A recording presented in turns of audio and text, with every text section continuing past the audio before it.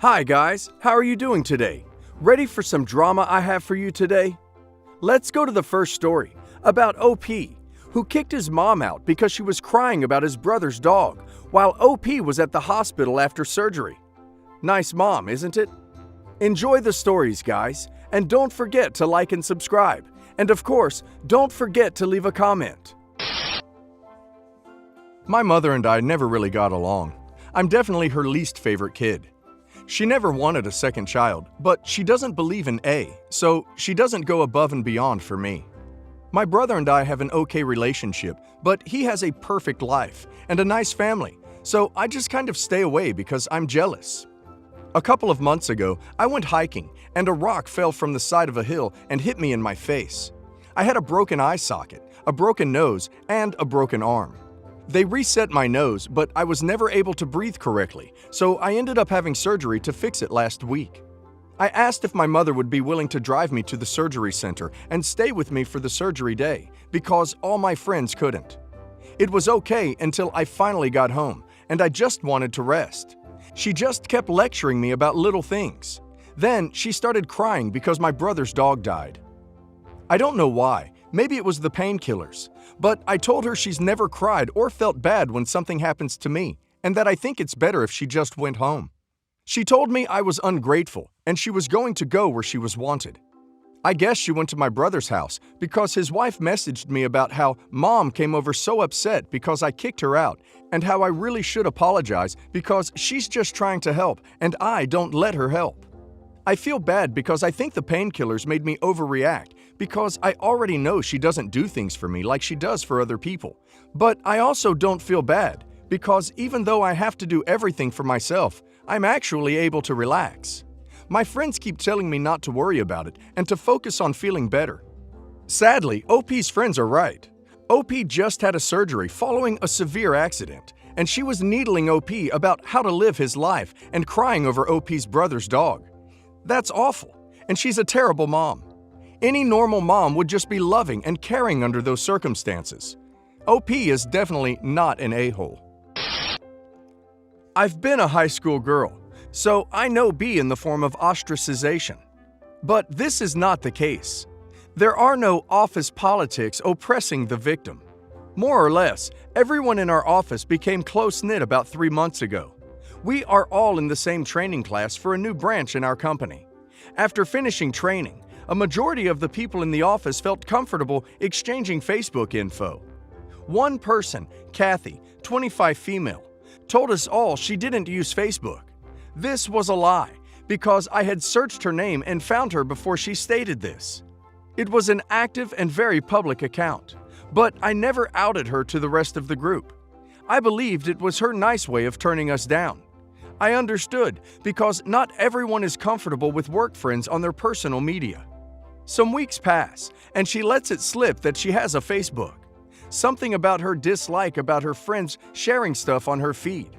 She was called out and admitted she just didn't want to mix business with pleasure. Kathy didn't want work to get mixed with her personal life. Again, we understand. Some more months passed, and during said months, our group interacted outside of work. We went shopping together, had barbecue, movie nights, drank wine, and watched Scandal, etc. And with this came inside jokes, more invitations, and emotional connections.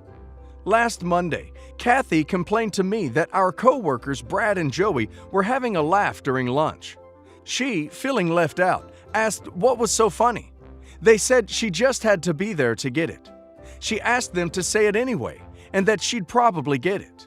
They did through giggles, and when Kathy didn't laugh, they repeated she just had to be there to get it. When Kathy repeated the joke for me, I burst out laughing because it was an inside joke about something that happened at Joey's movie night. Kathy seemed hurt and went back to her desk. Today, during break, Patrice asked our other coworker Nancy what she should bring to Scandal night. This exchange happened in front of me and Kathy. Again, Kathy piped up and asked what were they talking about. They explained that a few of us coworkers were getting together to watch Scandal and drink wine. Girl talk and stuff. Then they started a conversation about the latest episode. Kathy pulled me to the side and asked if everyone was doing things without her. I told her yes. She asked why she wasn't invited, and I explained that it was because she told us she didn't want to mix business with pleasure. She still insisted it was rude not to ask, and they were using office politics to be her. She ranted about how she feels victimized and ostracized when she isn't included.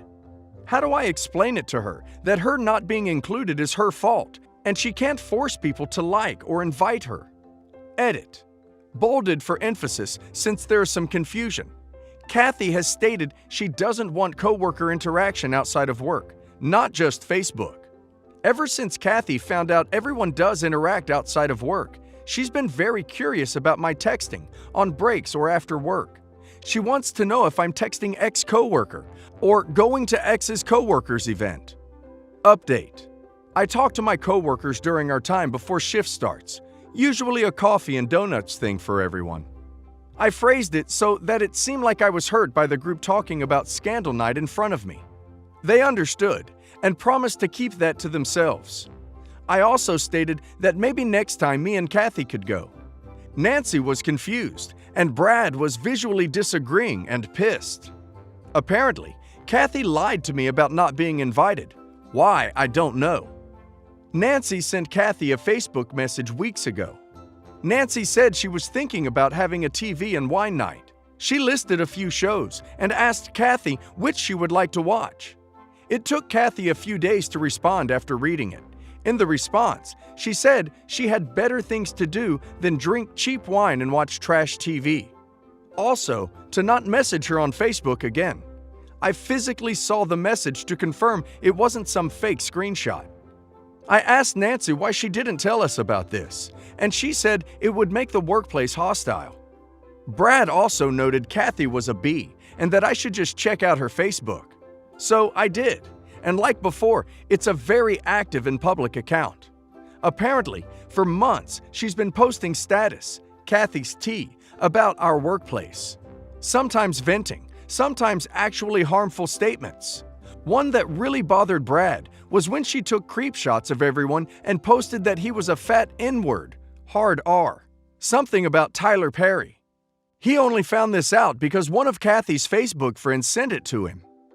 I also was not left out, as she posted a direct photo from my own social media and captioned it that I am a bottle redhead who sets feminists back.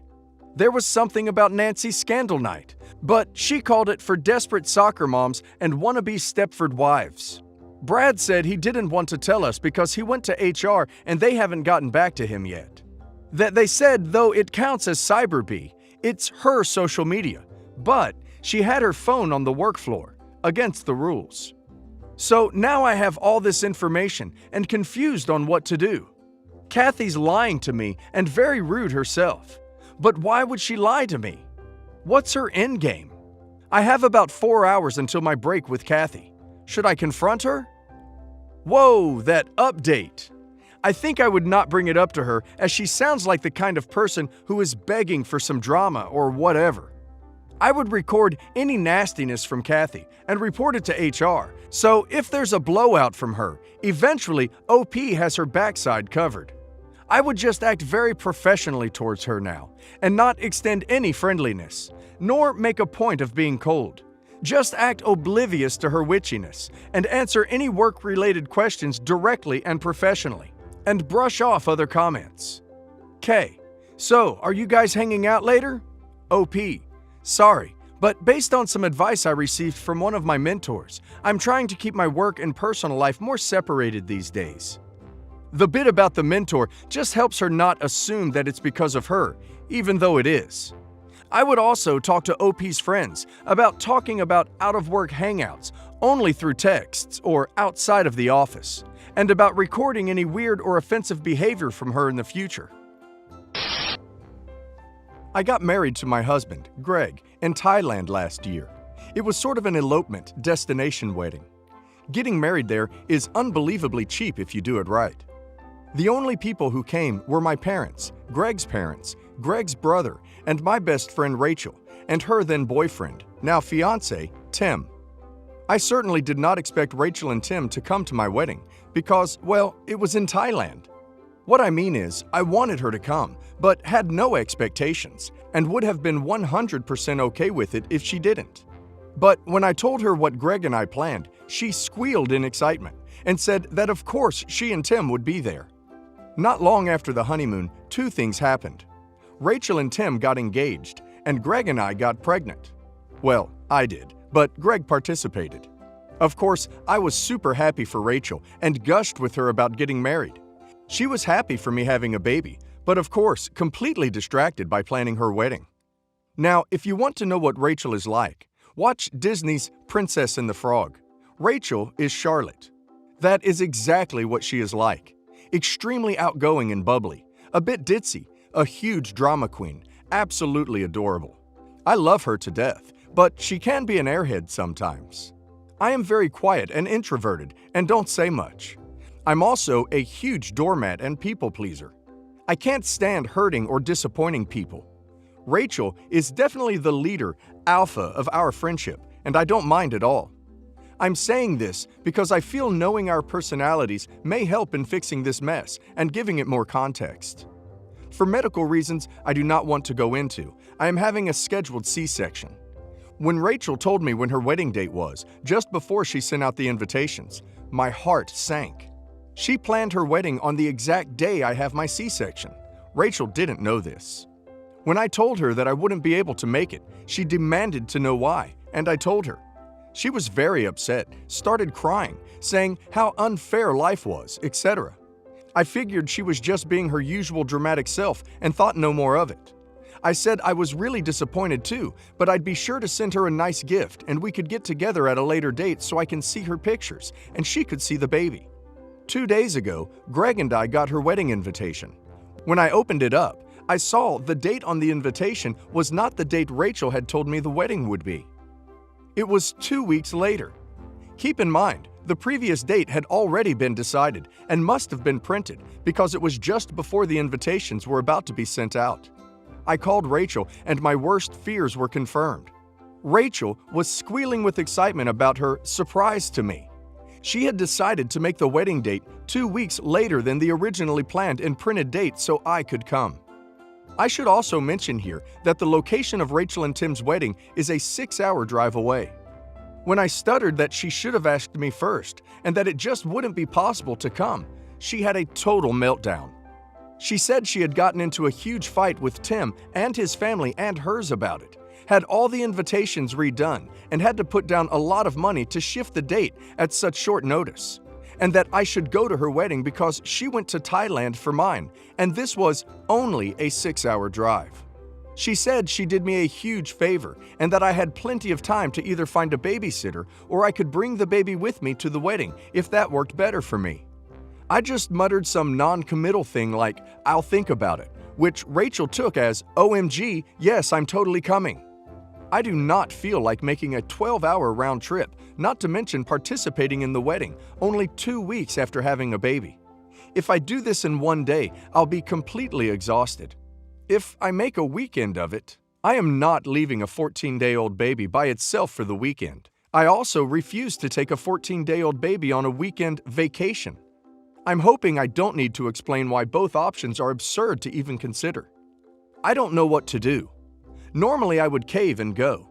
I cannot believe Rachel did all of that and created such a huge amount of drama for me, and didn't even discuss it with me, and instead chose to surprise me with it on the invitation. I know it's stupid, but I feel such a huge amount of pressure to go now because she created so many problems with her family, the wedding people, and Tim's family. I can also tell you right now, I am not going to this wedding.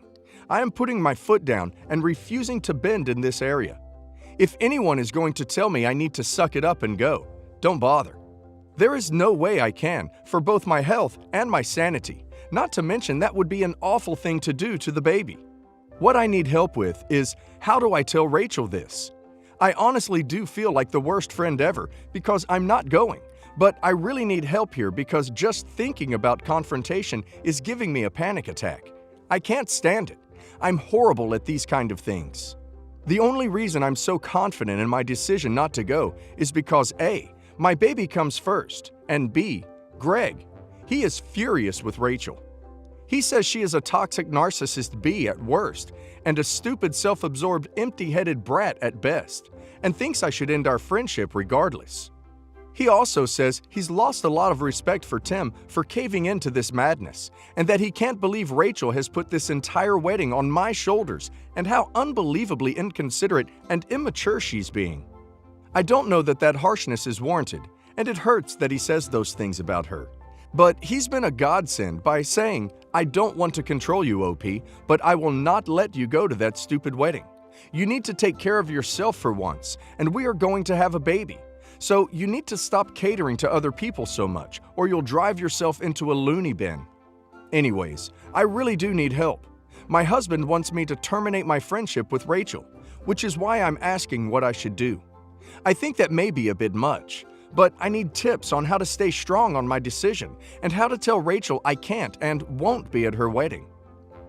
Wow, she really doesn't know anything about newborns or major abdominal surgery, does she? Maybe OP could talk to her OB office and find out what their recommendations are about taking the baby out and the restrictions after a C-section. It might help if OP can say that her doctor absolutely forbids it, is strongly against it. I thought you were supposed to be restricted from driving for 6 weeks or so afterward, and I can't imagine trying to sit in a car for 12 hours. I can't imagine OP's doctor would find that acceptable.